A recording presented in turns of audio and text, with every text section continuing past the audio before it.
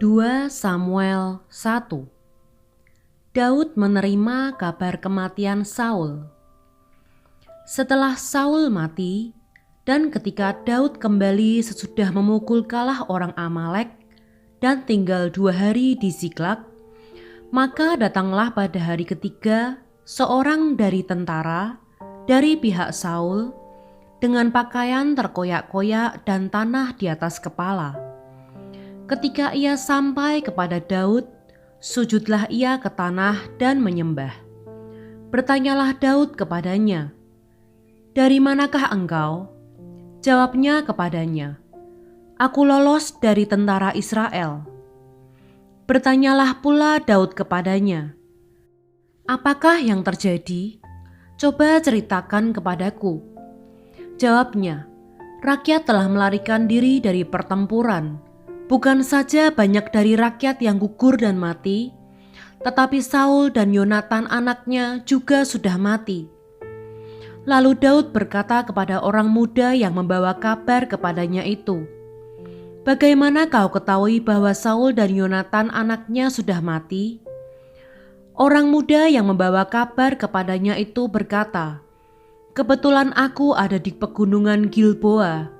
Maka tampaklah Saul bertelekan pada tombaknya, sedang kereta-kereta dan orang-orang berkuda mengejarnya.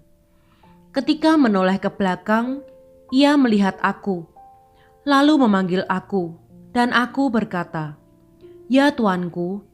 Ia bertanya kepadaku, "Siapakah engkau?" Jawabku kepadanya, "Aku seorang Amalek." Lalu katanya kepadaku, "Datanglah kemari dan bunuhlah aku, sebab kekejangan telah menyerang aku, tetapi aku masih bernyawa." Aku datang ke dekatnya dan membunuh dia, sebab aku tahu ia tidak dapat hidup terus setelah jatuh. Aku mengambil jejamang yang ada di kepalanya dan gelang yang ada pada lengannya, dan inilah dia kubawa kepada tuanku. Lalu Daud memegang pakaiannya dan mengoyakkannya, dan semua orang yang bersama-sama dengan dia berbuat demikian juga. Dan mereka meratap, menangis, dan berpuasa sampai matahari terbenam karena Saul, karena Yonatan anaknya, karena umat Tuhan, dan karena kaum Israel, sebab mereka telah gugur oleh pedang. Kemudian bertanyalah Daud kepada orang muda yang membawa kabar itu kepadanya, "Asalmu dari mana?" Jawabnya, "Aku ini anak perantau orang Amalek." Kemudian berkatalah Daud kepadanya, "Bagaimana? Tidakkah engkau segan mengangkat tanganmu memusnahkan orang yang diurapi Tuhan?" Lalu Daud memanggil salah seorang dari anak buahnya dan berkata, "Kemari, paranglah dia." Orang itu memarangnya sehingga mati. Dan Daud berkata kepadanya, "Kau tanggung sendiri darahmu, sebab mulutmu lah yang menjadi saksi menentang engkau, karena berkata, 'Aku telah membunuh orang yang diurapi Tuhan.'" Ratapan Daud karena Saul dan Yonatan. Daud menyanyikan nyanyian ratapan ini karena Saul dan Yonatan anaknya, dan ia memberi perintah untuk mengajarkan nyanyian ini kepada Bani Yehuda. Itu ada tertulis dalam kitab orang jujur. "Kepermayanmu, hai Israel, mati terbunuh di bukit-bukitmu. Betapa gugur para pahlawan. Janganlah kabarkan itu di Gad. Janganlah beritakan itu di lorong-lorong Askelon, supaya jangan bersukacita anak-anak perempuan orang Filistin, supaya jangan beryaria anak-anak perempuan orang-orang yang tidak bersunat. Hai gunung-gunung di Gilboa, jangan ada embun, jangan ada hujan di atas kamu. Hai padang-padang pembawa kematian, sebab di sanalah perisai para pahlawan dilumuri, perisai Saul yang tidak diurapi dengan minyak. tanpa darah orang-orang yang mati terbunuh, dan tanpa lemak para pahlawan, panah Yonatan tidak pernah berpaling pulang, dan pedang Saul tidak kembali dengan hampa. Saul dan Yonatan, orang-orang yang dicintai dan yang ramah, dalam hidup dan matinya tidak terpisah. Mereka lebih cepat dari burung Raja Wali, mereka lebih kuat dari singa.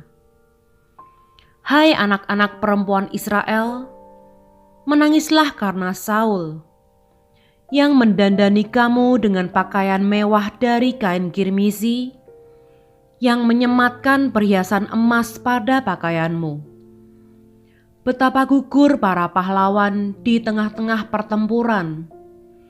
Yonatan mati terbunuh di bukit-bukitmu. Merasa susah aku karena engkau, saudaraku Yonatan. Engkau sangat ramah kepadaku. Bagiku, cintamu lebih ajaib daripada cinta perempuan. Betapa gugur para pahlawan dan musnah senjata-senjata perang.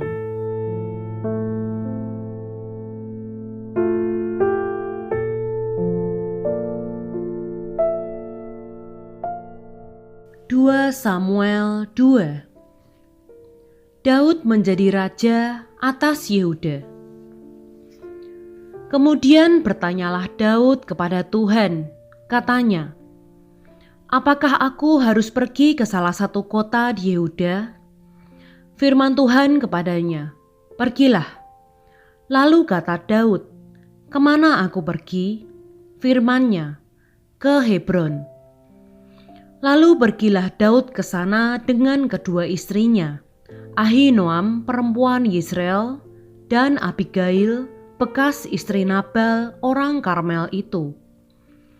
Juga Daud membawa serta orang-orangnya yang mengiringinya masing-masing dengan rumah tangganya, dan menetaplah mereka di kota-kota Hebron. Kemudian datanglah orang-orang Yehuda, lalu mengurapi Daud di sana, menjadi raja atas kaum Yehuda. Ketika kepada Daud diberitahukan bahwa orang-orang Yabes Gilead menguburkan Saul, maka Daud mengirim orang kepada orang-orang Yabes Gilead dengan pesan, diberkatilah kamu oleh Tuhan, karena kamu telah menunjukkan kasih-Mu kepada tuanmu Saul dengan menguburkannya. Oleh sebab itu, Tuhan kiranya menunjukkan kasih dan setia-Nya kepadamu. Aku pun akan berbuat kebaikan yang sama kepadamu, karena kamu telah melakukan hal yang demikian. Kuatkanlah hatimu sekarang, dan jadilah orang-orang yang gagah perkasa, sekalipun tuanmu Saul sudah mati, dan aku telah diurapi oleh kaum Yehuda menjadi raja atas mereka. Peperangan antara Daud dan Isi-Boset. Abner bin Ner, panglima Saul, telah mengambil Isi-Boset, anak Saul, dan membawanya ke Mahanaim, serta menjadikannya raja atas Gilead, atas orang Asyuri, atas Yisrael, atas Efraim, dan atas Benyamin, bahkan atas seluruh Israel. Isi-Boset bin Saul berumur 40 tahun pada waktu ia menjadi raja atas Israel, dan ia memerintah 2 tahun lamanya. Hanyalah kaum Yehuda yang mengikuti Daud. Dan lamanya Daud memerintah di Hebron atas kaum Yehuda adalah 7 tahun dan 6 bulan. Lalu Abner bin Ner dengan anak buah Isi-Boset bin Saul bergerak maju dari Mahanaim ke Gibeon. Juga Yoab, anak Seruya, dan anak buah Daud bergerak maju. Mereka saling bertemu di telaga Gibeon, lalu tinggal di sana. Pihak yang satu di tepi telaga sebelah sini, dan pihak yang lain di tepi telaga sebelah sana. Berkatalah Abner kepada Yoab, biarlah orang-orang muda tampil dan mengadakan pertandingan di depan kita." Jawab Yoab, "Baik." Lalu tampillah mereka dan berjalan lewat dengan dihitung 12 orang dari suku Benyamin, dari Isi-Boset anak Saul, dan 12 orang dari anak buah Daud. Kemudian mereka masing-masing menangkap kepala lawannya dan menikamkan pedangnya ke lambung lawannya, sehingga rebahlah mereka bersama-sama. Sebab itu tempat itu disebutkan orang Helkat Hazurim, letaknya dekat Gibeon. Pada hari itu pertempuran sangat hebat, dan Abner serta orang-orang Israel terpukul kalah oleh anak buah Daud. Ketiga anak laki-laki Zeruya, yakni Yoab, Abisai, dan Asael, ada di sana. Asael cepat larinya seperti kijang di padang. Asael mengejar Abner dan tidak menyimpang ke kanan atau ke kiri dalam membuntutinya. Lalu Abner berpaling ke belakang dan bertanya, "Engkaukah itu, Asael?"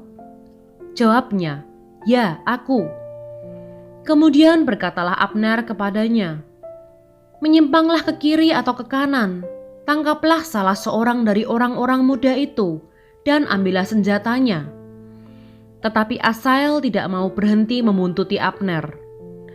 Berkatalah sekali lagi Abner kepada Asael, "Berhentilah membuntuti aku. Apa aku harus memukul engkau sampai jatuh? Bagaimana aku dapat memandang muka Yoab abangmu itu?" Tetapi Asael menolak berhenti.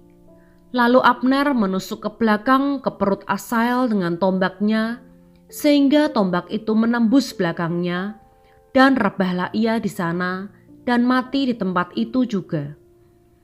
Semua orang yang datang ke tempat Asael rebah dan mati itu berhenti di sana. Tetapi Yoab dan Abisai mengejar Abner. Ketika matahari masuk dan mereka sampai ke dekat Bukit Ama yang ada di sebelah timur Giyah ke arah padang gurun Gibeon, berhimpunlah Bani Benyamin di belakang Abner menjadi satu gabungan dan bersiap-siap di puncak sebuah bukit. Berserulah Abner kepada Yoab, "Haruskah pedang makan terus-menerus? Tidak tahukah engkau bahwa kepahitan datang pada akhirnya? Berapa lama lagi engkau tidak mau mengatakan kepada rakyat itu supaya mereka berhenti memburu saudara-saudaranya?" Jawab Yoab, "Demi Allah yang hidup, sekiranya engkau berbicara tadi, maka tentulah sudah dari tadi pagi rakyat menarik diri dari memburu saudara-saudaranya."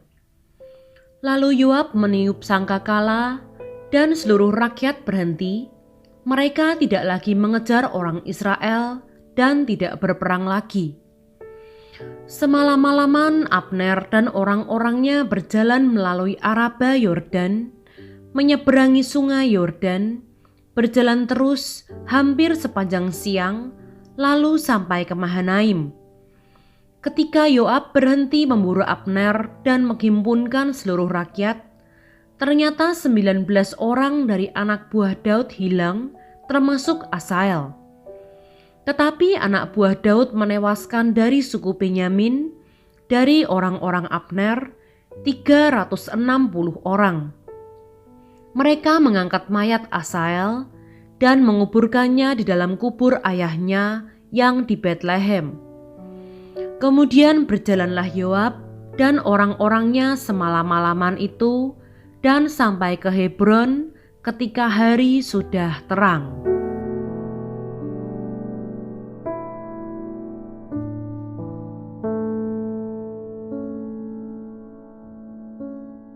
Dua Samuel 3. Peperangan antara keluarga Saul dan keluarga Daud berlarut-larut. Daud kian lama kian kuat, sedang keluarga Saul kian lama kian lemah. Anak-anak lelaki Daud. Di Hebron lahirlah bagi Daud anak-anak lelaki. Anak sulungnya ialah Amnon dari Ahinoam perempuan Yizreel. Anaknya yang kedua ialah Kileab dari Abigail, bekas istri Nabal, orang Karmel. Yang ketiga ialah Absalom, anak dari Maaka, anak perempuan Talmai Raja Gesur. Yang keempat ialah Adonia, anak dari Hagit. Yang kelima ialah Sefaca, anak Abital. Dan yang keenam ialah Yitream dari Egla, istri Daud. Semuanya ini dilahirkan bagi Daud di Hebron. Abner memihak Daud. Selama ada peperangan antara keluarga Saul dan keluarga Daud, maka Abner makin mendapat pengaruh di antara keluarga Saul. Saul mempunyai gundik yang bernama Rispa. Dia anak perempuan Aya. Berkatalah Isiboset kepada Abner, "Mengapa kau hampiri gundik ayahku?" Lalu sangat marahlah Abner karena perkataan Isiboset itu. Katanya, "Kepala anjing dari Yehudakah aku? Sampai sekarang aku masih menunjukkan kesetiaanku kepada keluarga Saul ayahmu, kepada saudara-saudaranya dan kepada sahabat-sahabatnya. Dan aku tidak membiarkan engkau jatuh ke tangan Daud. Tetapi sekarang engkau menuduh aku berlaku salah dengan seorang perempuan. Kiranya Allah menghukum Abner, bahkan lebih lagi daripada itu, jika tidak kulakukan kepada Daud seperti yang dijanjikan Tuhan dengan bersumpah kepadanya, yakni memindahkan kerajaan dari keluarga Saul dan mendirikan tahta kerajaan Daud atas Israel dan atas Yehuda, dari Dan sampai Beersheba." Dan Isiboset tidak dapat lagi menjawab sepatah kata pun kepada Abner karena takutnya kepadanya. Lalu Abner mengirim utusan kepada Daud dengan pesan, "Milik siapakah negeri ini? Adakanlah perjanjian dengan aku, maka sesungguhnya aku akan membantu engkau untuk membawa seluruh orang Israel memihak kepadamu." Jawab Daud, "Baik, aku akan mengadakan perjanjian dengan engkau. Hanya satu hal ku minta daripadamu, yakni engkau tidak akan menghadap aku, kecuali jika engkau membawa lebih dahulu Mikal, anak perempuan Saul, apabila engkau datang menghadap aku." Daud mengirim utusan juga kepada Isiboset anak Saul dengan pesan, "Berikanlah istriku Mikal yang telah kuperoleh dengan 100 kulit katan orang Filistin." Lalu Isiboset menyuruh mengambil perempuan itu daripada suaminya, yakni Paltiel bin Lais, dan suaminya berjalan bersama-sama dengan dia sambil mengikuti dia dengan menangis sampai ke Bahurim. Lalu berkatalah Abner kepadanya, "Ayo, pulanglah." Maka pulanglah ia. Sementara itu berundinglah Abner dengan para tua-tua orang Israel. Katanya, "Telah lama kamu menghendaki Daud menjadi raja atas kamu. Maka sekarang bertindaklah, sebab Tuhan sudah berfirman tentang Daud demikian, 'Dengan perantaraan hambaku Daud, aku akan menyelamatkan umatku Israel dari tangan orang Filistin dan dari tangan semua musuhnya.'" Abner berbicara dengan orang Benyamin. Pula Abner pergi membicarakan dengan Daud di Hebron segala yang sudah dipandang baik oleh orang Israel dan oleh seluruh kaum Benyamin. Ketika Abner datang kepada Daud di Hebron bersama-sama 20 orang, maka Daud mengadakan perjamuan bagi Abner dan orang-orang yang menyertainya. Berkatalah Abner kepada Daud, "Baiklah, aku bersiap untuk pergi mengumpulkan seluruh orang Israel kepada tuanku raja, supaya mereka mengadakan perjanjian dengan tuanku, dan tuanku menjadi raja atas segala yang dikehendaki hatimu." Lalu Daud membiarkan Abner pergi dan berjalanlah ia dengan selamat. Abner dibunuh oleh Yoab. Anak buah Daud dan Yoab baru saja pulang setelah mengadakan penggerebekan dan mereka membawa pulang jarahan yang banyak. Tetapi Abner tidak lagi bersama-sama Daud di Hebron, sebab ia telah dilepasnya pergi dengan selamat. Ketika Yoab bersama dengan segenap tentaranya sudah pulang, diberitahukan kepada Yoab demikian: Abner bin Ner telah datang kepada raja, dan ia sudah dibiarkannya pergi dengan selamat. Kemudian pergilah Yoab kepada raja, katanya, "Apakah yang telah kau perbuat? Abner telah datang kepadamu. Mengapa engkau membiarkannya begitu saja? Apakah engkau tidak kenal Abner bin Ner itu? Ia datang untuk memperdaya engkau dan untuk mengetahui gerak-gerikmu dan untuk mengetahui segala yang hendak kau lakukan." Sesudah itu keluarlah Yoab meninggalkan Daud dan menyuruh orang menyusul Abner. Lalu mereka membawanya kembali dari perigi Sira tanpa diketahui Daud. Ketika Abner kembali ke Hebron, maka Yoab membawanya sebentar ke samping di tengah-tengah pintu gerbang itu, seakan-akan hendak berbicara dengan dia dengan diam-diam. Kemudian ditikamnyalah dia di sana pada perutnya sehingga mati, membalas darah Asael adiknya. Ketika hal itu didengar Daud kemudian, berkatalah ia, "Aku dan kerajaanku tidak bersalah di hadapan Tuhan sampai selama-lamanya terhadap darah Abner bin Ner itu. Biarlah itu ditanggung oleh Yoab sendiri dan seluruh kaum keluarganya. Biarlah dalam keturunan Yoab tidak putus-putusnya ada orang yang mengeluarkan lelehan, yang sakit kusta, yang bertongkat, yang tewas oleh pedang, atau yang kekurangan makanan."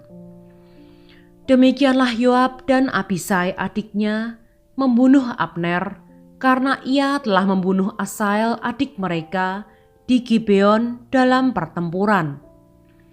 Dan berkatalah Daud kepada Yoab dan kepada segala rakyat yang bersama-sama dengan dia, "Koyakanlah pakaianmu dan lilitkanlah pada tubuhmu kain kabung dan merataplah di depan mayat Abner." Raja Daud sendiri pun berjalan di belakang usungan mayat.